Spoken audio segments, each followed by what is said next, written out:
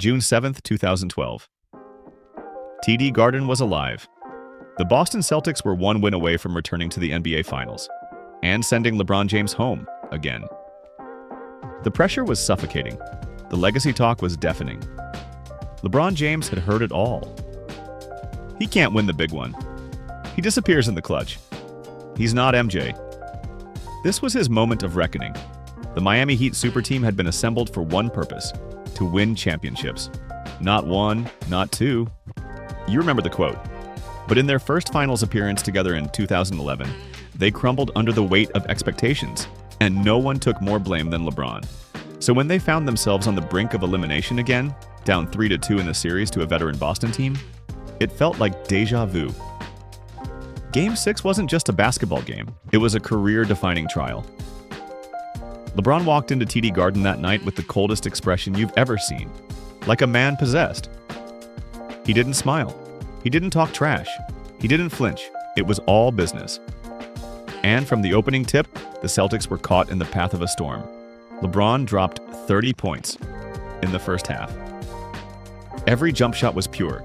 Every post-up was calculated, every rebound snatched with fury. He attacked Kevin Garnett like he owed him money. He stared down Paul Pierce like he wanted to erase every playoff battle they'd ever had. And the crowd? Silent. In one of the loudest arenas in the league, LeBron made it a library.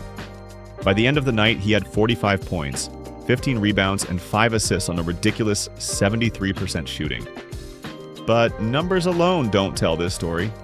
What made this game unforgettable was the emotion, the redemption, the cold, calculated execution of a man who had heard enough slander and finally snapped. That performance saved Miami's season. The Heat went on to win Game 7 in a hard-fought battle and eventually took down the Thunder in the finals, giving LeBron his first championship. But ask anyone, this was the game that changed everything. This was the night LeBron became the king in more than just name. It was the night he stopped running from the spotlight and started owning it. LeBron didn't just win that night, he conquered his demons. And in doing so, he made the entire city of Boston and every doubter watching pay. Before LeBron was the king, before the championships, before the MVPs, before the finals battles with Golden State, there was this game, May 31st, 2007. LeBron James was just 22 years old, playing in his first ever Eastern Conference Finals. And on this night, inside the Palace of Auburn Hills, he became a legend. At the time, the Detroit Pistons were the boogeymen of the East, a squad that had won a championship in 2004, been to the finals again in 2005, and were now in their 5th straight conference finals. They were tough, experienced, and cold-blooded. Chauncey Billups, Richard Hamilton, Tayshaun Prince, Rasheed Wallace. They were the definition of battle-tested. The Cavaliers? They were just the team with the kid, LeBron James, still so young, still learning, or so everyone thought. Game 5 was in Detroit, and the series was tied 2-2. This was the swing game, and for 3 quarters, it was tight. Every time LeBron attacked, Detroit responded. Every run the Cavs made, the Pistons answered. But what no one realized was that LeBron wasn't just playing well, he was preparing to take over. And then it happened. In the 4th quarter and both overtimes, LeBron James went nuclear. He scored the Cavaliers' final 25 points. 25 straight points. From tough fadeaways to thunderous drives, he completely dismantled one of the best defensive teams in the league like it was a scrimmage. He put the Cavaliers on his back, took every shot, made every play, and refused to let them lose. There's a moment, a turning point, when a great player becomes something more. That moment came in the 2nd overtime, tie game. Less than a minute left. LeBron isolates against Tayshaun Prince, drives left, spins back to the middle, and rises up over 2 defenders for the game-winning layup. No fear, no hesitation. Just dominance. He finished with 48 points, 9 rebounds, 7 assists, and made it look inevitable. In real time, people couldn't believe what they were witnessing. NBA legends and broadcasters called it one of the greatest postseason performances ever. Not for just the numbers, but because of the context, the age, the opponent, the moment. This wasn't just the game that won Cleveland Game 5. This was the game that told the world LeBron James was not just potential anymore. He was not just the future. He was the present. He was the storm that was coming to change the NBA landscape forever. Cleveland would go on to win Game 6 and reach the NBA Finals for the first time in franchise history. They were swept by the Spurs, sure, but that didn't matter. Because this game, Game 5, was the one that put LeBron on the throne. He didn't just beat the Pistons, he broke them. And that night, anyone who doubted the 22-year-old kid from Akron learned the hard way. If the game's on the line and the ball is in LeBron's hands, you better pray. Because if not, you're about to be next on his highlight reel. In 2018, LeBron James wasn't just trying to make the NBA Finals. He was trying to survive. The Cleveland Cavaliers weren't a super team anymore. Kyrie Irving had forced his way out. The team was a revolving door of inconsistent role players, locker room drama, and mid-season trades. LeBron wasn't just the engine. He was the entire vehicle, the GPS, and the guy pushing it up the hill. Let's paint the picture. It's Game 6 of the Eastern Conference Finals.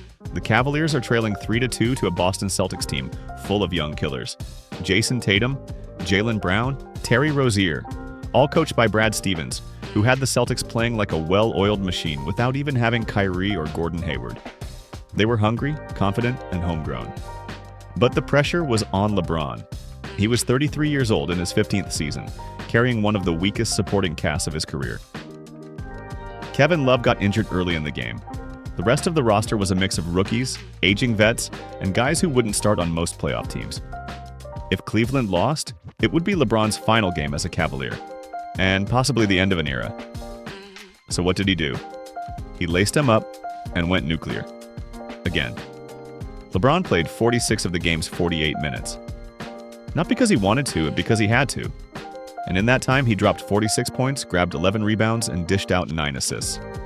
He hit 5 three-pointers, slashed to the basket like he was still 25, and on defense chased down fast breaks like it was Game 7 of the Finals. He didn't just score, he imposed his will. He slowed the game down, controlled the tempo, and made sure every possession flowed through him. When Boston started to rally, LeBron answered with a dagger 3. When the Celtics tried to trap him, he split the double. When the shot clock was winding down, he made the toughest shot you could imagine. And the moment that will be burned into every fan's brain? With under 2 minutes left, LeBron launched a deep 3 over Jason Tatum, nothing but net.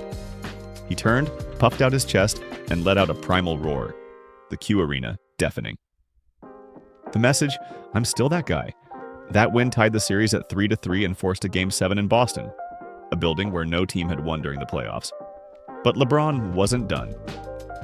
2 nights later, he dropped another 35 points in Boston and carried the Cavs to the finals yet again. His 8th straight trip. What made this game special wasn't just the stats, it was the circumstance. LeBron was exhausted, battered, undermanned, and alone. And still, he rose to the occasion. It was the embodiment of resilience, of greatness that refuses to fade. In that Game 6, LeBron James didn't just keep his season alive. He reminded the world that when the lights are brightest and the pressure is suffocating, he's at his most dangerous. He didn't just beat the Celtics. He sent a message to the NBA. Even after 15 years, the King wasn't ready to give up his throne. There are playoff wins. And then there are games that flip the script on history. June 13th, 2016 was one of those games. The Cleveland Cavaliers were down 3-1 in the NBA Finals. Let that sink in. No team had ever come back from that deficit. 0. It was a death sentence. And the executioner was the 73-win Golden State Warriors, the most dominant regular season team ever. A juggernaut that had already dismantled teams with a mix of offensive genius and defensive grit. The Warriors had Steph, Clay, Draymond, Andre, and the home court advantage at Oracle Arena, a building where hope went to die. LeBron James had his back against the wall. Again.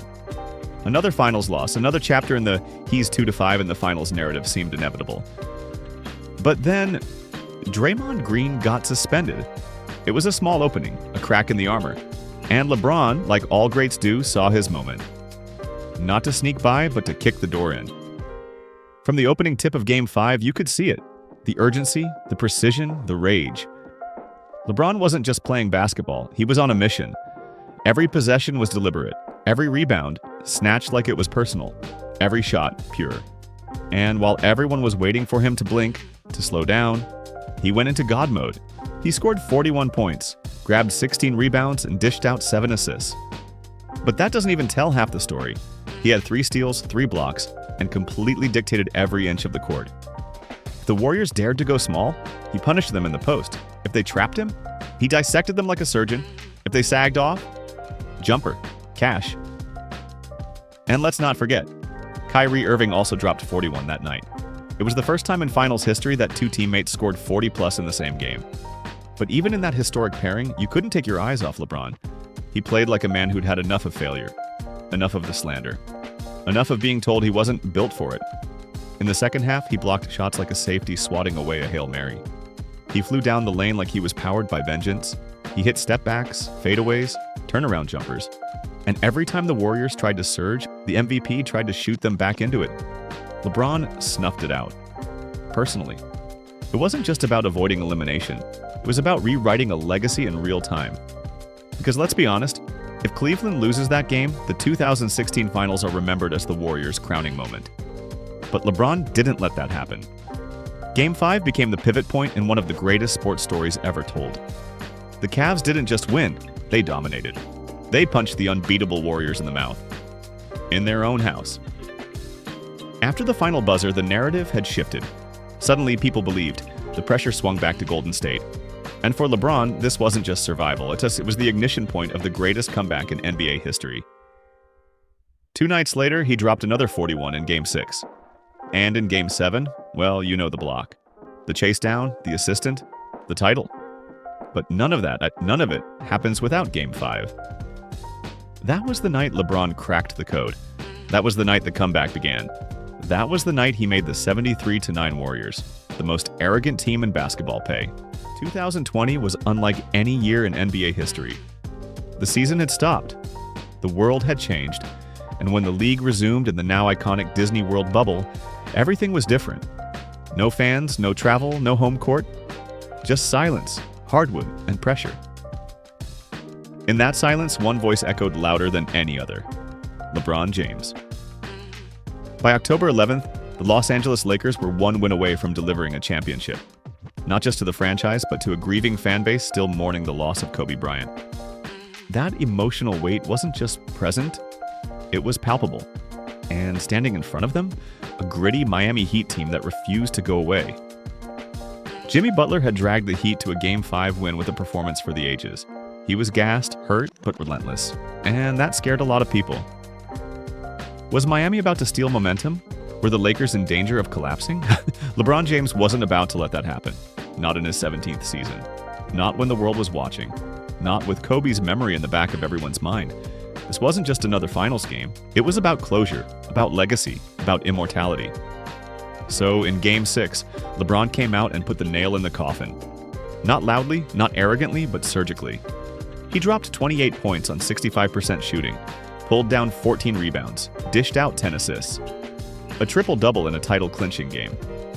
But it wasn't just the numbers, it was the control, the poise, the composure of a man who had been there too many times to lose now. He dictated every inch of the game.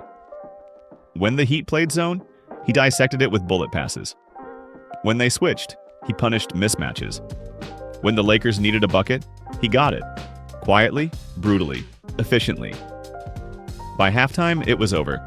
The Lakers were up 64-36. The intensity was gone. Miami knew, LeBron knew, the world knew. You could see it in the way he walked off the court at the break. Calm, locked in, like a general surveying a battlefield he had already conquered. And when the final buzzer sounded, LeBron was crowned Finals MVP again.